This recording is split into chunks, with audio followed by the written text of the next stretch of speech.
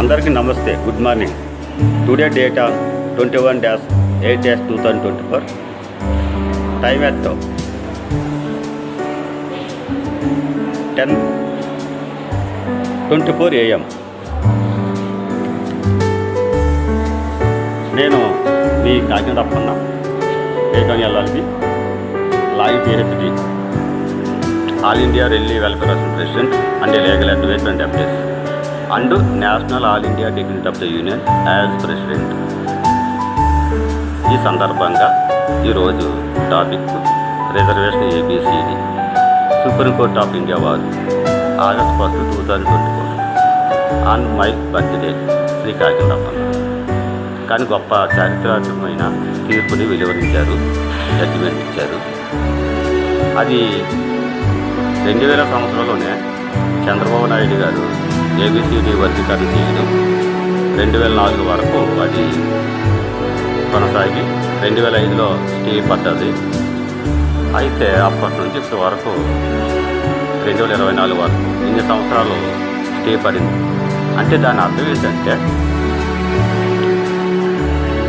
2005 నుంచి 2024 19 సంవత్సరాల పాటు ఈ యొక్క ABCD వర్గీకరణ కేసు పరిశీలన, పూర్వపరాలు, పూర్తి విడివిడి, పూర్తి విషయం పూర్తిగా సమగ్రంగా విశ్లేషణ చేసిన దానికి ఈ 19 సంవత్సరాలు టైం తీసుకుంది.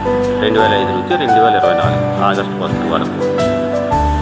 ఆ కారణం చేత ఇప్పుడు కొంతమంది మాల సోదరులు ABCD వర్గీకరణ మేము వ్యతిరేకం, మళ్ళా రివ్యూ చేస్తామంటే సుప్రీంకోర్టులో ఆమోదించబడింది. రివ్యూ చేసుకోవాలంటే మీరు ఇంటర్నేషనల్ కోర్టుకు పోవాలి. అక్కడ మన జ్యూరిస్డిక్షన్, మన ఇండియన్ రాజ్యాంగం గురించి అప్పుడు అర్థం అవుతుంది. ఇంకో విషయం ఏంటంటే అప్పుడు 2000 సంవత్సరంలో ABCD వర్గీకరణ జరిగినప్పుడు జనాభా దామాసా పద్ధతి నిష్పత్తిలో రెల్లీకి 1% కోట, మాదికి 7%, మాలకి 6% కోట ఇచ్చారు. ఆది అందరికి ఒకటే. ఇది ఎలా జరిగిందంటే ఈ కోట అప్పట్లో మాదిగలు మందకృష్ణ మాదిగ గారి నాయకత్వంలో ఈ సమావేశాలు, బహిరంగ సభలు నిర్వహించి మన మాదిగ జనాభా ఇంత ఉంది, దాన్ని బట్టి మనం ఇంత శాతం డిమాండ్ చేద్దాం గవర్నమెంట్కి అనే వ్యూహంలో ఒక పన్నాగంలో బహిరంగ సభలకి, సమావేశాలకి కార్యకర్తల్ని, మాదిగ ప్రజల్ని దండోరా బహిరంగ సభలు పిలిచి ఉన్నారు. కానీ ఇక్కడ ఒక విషయం బాగా గుర్తించుకోవాల్సింది ఏంటంటే మాదిగలు కానీ మాలలు కానీ యావత్ ప్రపంచం రెల్లీ ప్రజలు కూడా ఆ సమావేశాలకి, ఆ బహిరంగ సభలకి, ఆ దండోరా గర్జనలకి, మాదిగ యుద్ధ వేరేకి వచ్చే కార్యకర్తలు ప్రజలు కేవలం మాదిగలు మాత్రమే కాదండి. కేవలం మాల మహాసభలకి, మాల బహిరంగ సభలకు వచ్చేవారు కేవలం మాలలు మాత్రమే కాదండి. వాళ్ళ టెక్నికల్గాను మా జనాభా ఎక్కువగా ఉందని చూపించుకోవడం కోసం మిగతా అన్య కులాలు, జెంటిల్ కమ్యూనిటీస్ ఇంక్లూడ్ చేసుకొని ఆ సమావేశాలు, బహిరంగ సభలలో మా జనాభా ఎక్కువగా ఉందని చూపించడం కోసం మిగతా ప్రజల్ని, మిగతా కులాల వారిని సహకారంతో బహిరంగ సభలు మరియు సమావేశాలు జరిగి గవర్నమెంట్కి మా జనాభా ఎక్కువగా ఉన్నదని చూపించడం కోసం చూపించుకొని మాదిగలు 7%, మాలలు 6%, మేము అత్యధిక జనాభా ఉన్న కులం SC అని చెప్పి ఒక నివేదిక విధానంలో బహిరంగ సభ రూపంలో, సమావేశ రూపంలో గవర్నమెంట్కి సమర్పించడం ద్వారా గవర్నమెంట్ వారు మాలలు అధికంగా ఉన్నారని చెప్పి, మాదిగలు అధికంగా ఉన్నారని చెప్పి మాదిరికి 7% మాలలకు 6% రిజర్వేషన్ ప్రొవైడ్ చేశారు. కానీ అది నిజం కాదు. ఎక్కువ జనాభా ఉన్న కులం ఎవరిదంటే రెల్లి కులం. ఆంధ్ర తెలంగాణ ప్రాంతాల్లో అత్యధిక జనాభా ఎస్సీలో ఉన్న కులం ఏంటంటే రెల్లి కులం. ఈ రెల్లి కులానికి ఆ మద్దతు లభించక, ఆ సమావేశాలు బహిరంగ సభలు నిర్వహించలేక మద్దతు లభించక తక్కువ కులం సంఖ్య నిష్పత్తి అని 100% ఇవ్వడం జరిగింది. అన్యాయం. నిజానికి సమగ్రమైన పరిశీలన, సమగ్రమైన దర్యాప్తు, సమగ్రమైన రిపోర్టు ఈ రెల్లి కులాల మీద జరగక రాజకీయ పరంగానో లేక కుల వివక్షత పరంగానో భాషా ప్రాతిపదిక విధానం కూడా ఇందులో ఉంది. మరి మాలమాదిగలు మాతృభాష తెలుగు, మరి రెల్లికి మాతృభాష తెలుగు ఉంది. వాళ్ళు మరి దేవుడిచ్చిన ఆ రెల్లి భాష కూడా ఉంది, భగవంతుడు ఇచ్చిన భాష. 2 భాషలు కలిగినటువంటి మాతృభాష. Matrix 2 language have to Relli community.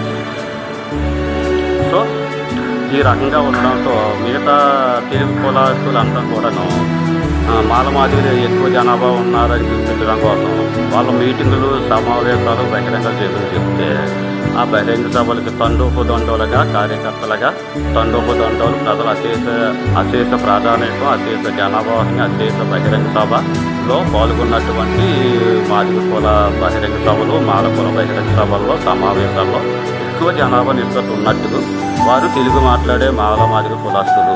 Matrix language మాతృభాష తెలుగు.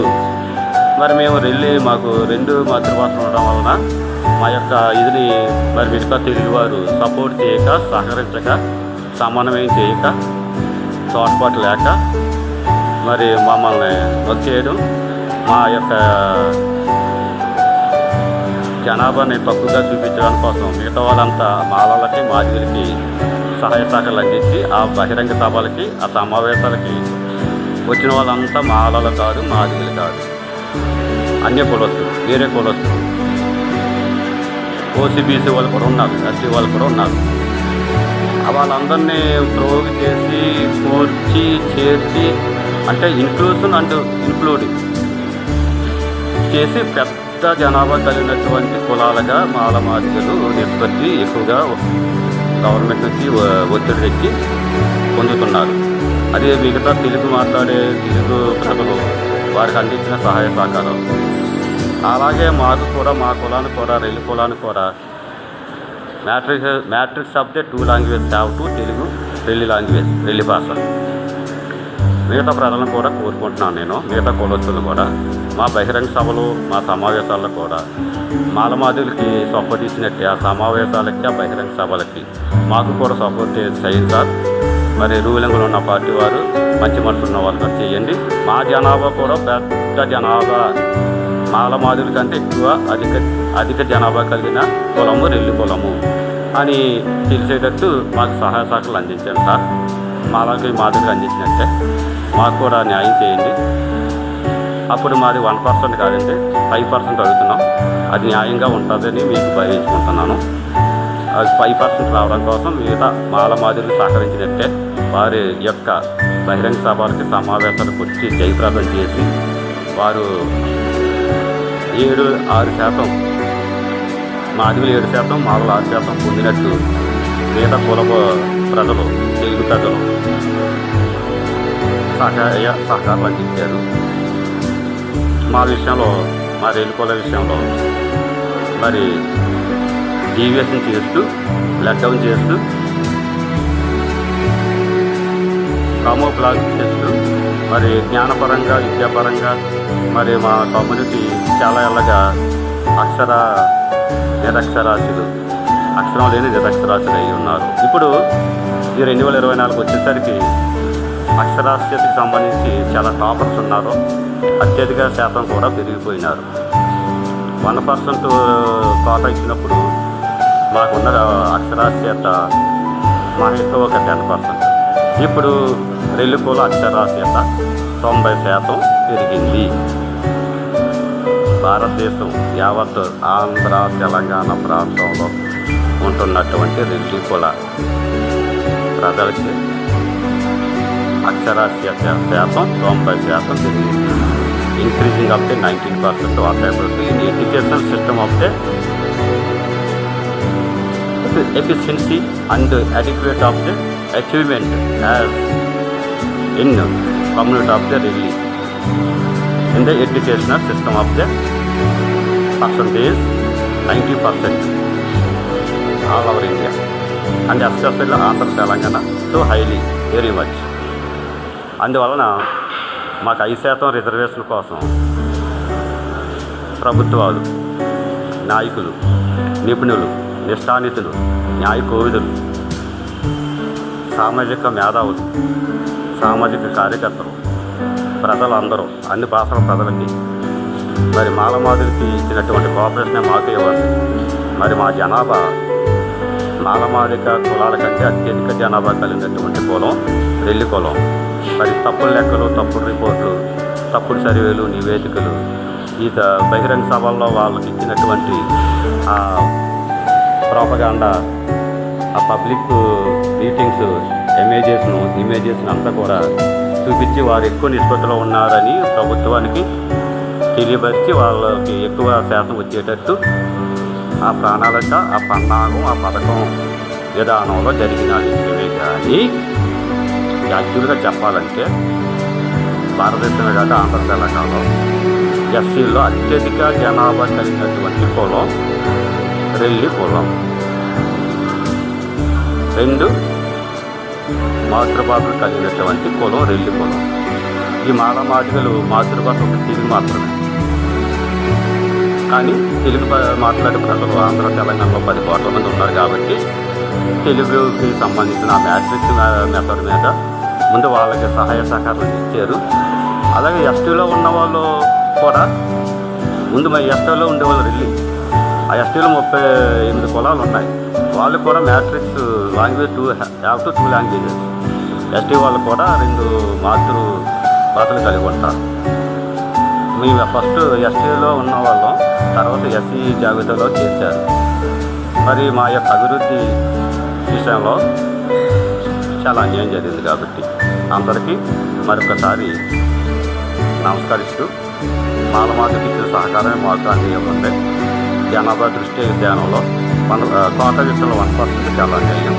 జనాభా సమాచార పద్ధతి ప్రకారం చూస్తే మేము మాలమాదికి కంటే అత్యధిక జనాభా కలిగినటువంటి వారము. కావాలనే తప్పుడు నివేదికలు, తప్పుడు ఆధారాలు, తప్పుడు సర్వేలు మాపై ఆపాదించి మేము తప్పుగా ఉన్నామని భావన ప్రజల్లో వెళ్ళేటట్టు బహిరంగ సభల ద్వారాగా, సమావేశాల ద్వారాగా, మీడియా ద్వారాగా, మరి ప్రభుత్వం అయితేనేమి, మరి ప్రతిపక్ష నేతలైతేనేమి, మరి అన్య కులస్తులైతేనేమి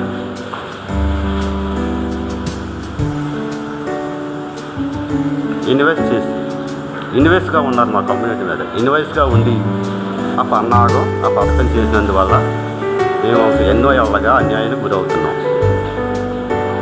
మేము ఎప్పటి నుండో సనాతన ధర్మం నుంచి కూడా భారతదేశం యుగ యుగాల నుంచి, అప్పుడు రామాయణంలో శ్రీరాముడికి శబరిమాత ఆకలేస్తే పండు తినిపించి ఆకలి తీసిన అప్పటి యుగం నుంచి ఇప్పుడు యుగం వరకు, త్రేతాయుగం నుండి కలియుగం వరకు ఈ భారతదేశంలోనే మేము పుట్టి పెరిగి ఉన్నాం. రెల్లి శబరిమాత మా యొక్క వంశవృక్షం మాత, మా యొక్క జననీ మాత. రేగుపల్లిలో అమ్ముకునేది, వాగపల్లి అమ్ముకునేది. ఆ టైంలో శ్రీరాముడికి ఆకలి తీసిన సందర్భం వనవాస గ్రామంలో. మా అమ్మగారు కూడా కాకినాడ లక్ష్మి రేలుపళ్ళు, వాగపళ్ళు ఆ కొండకి వెళ్ళాక ఆ అడుగుకి వెళ్ళి అది కోసుకుని వచ్చి అది ఊరిలో తీసుకెళ్ళి ఇలా చిన్న లెక్క ఉంటుంది కదా పిడత, ఆ పిడత వేసి ఆ పిడత నిండా గింజలు వేసేవారు. చెవులు కానీ, బియ్యం కానీ, ఇంకా ఏవైతాయి అట్లాగా మా అమ్మ చేసి నా సందర్భం గుర్తుకొచ్చింది. ఆ శబరిమాత శ్రీరాముడికి పండు తినిపించిన సందర్భం మీకు గుర్తు చేశాను కదా. మా అమ్మ కూడా అలా చేసింది. కాలక్రమేణా కలామిటీ డిసాస్టర్ సిస్టంలో రావట్టు అప్పుడు న్యాచురల్ కలామిటీ డిసాస్టర్. ఆ సిట్యువేషన్లో మేము రైతు కూడా చాలా నష్టపోయాం. మామిడి తోటలో పంటలు పాడైనందువల్ల వర్షాలు సరిగ్గా రాక వరదలు కరువులు వలన బాగా నష్టపోయాం. గత ఇన్ని వందల సంవత్సరాలుగా నష్టపోతున్నాం. యుగాల నుండి కూడా కొంచెం బాగా నష్టం జరిగింది. దయచేసి ప్రభుత్వం వారు నారా చంద్రబాబు నాయుడు గారు, పవన్ కళ్యాణ్ గారు, రేవంత్ రెడ్డి గారు, శ్రీ ప్రధానమంత్రి నరేంద్ర మోడీ వారు మరి మాలమాదిగ అత్యధిక జనాభాగా చిత్రీకరించి చూపించబడి వారికి సహకరించినటువంటి తెలుగు ప్రజలకి ఆ బహిరంగ సభల మీటింగ్లో ఆ వీడియోలను కానీ పరిశీలించినట్టయితే నిశ్చితంగా కూలంకుశంగా క్షుణ్ణంగా పరిశీలించినట్టయితే ఆ మాదిగ దండోర బహిరంగ సభలకి మాలమహానాడు బహిరంగ సభలకి వచ్చిన ప్రజలు ఎవరు? పెద్ద జనాభా ఉన్న విధానాన్ని చూపించడం కోసం ఒక పగడబందీగా పథకం పండి ఆ రకంగా రిజర్వేషన్లో మాదిగలు 7, మాలలు 6% పొందారు. దయచేసి ఈ వీడియో విన్న తర్వాత మా రెల్లి కులాన్ని న్యాయం చేయండి. నిజాయితీగా నిఖర్చుగా న్యాయాన్ని గెలిపిద్దాం. సత్యమేవ జయతే. జై హింద్, జై భారత్.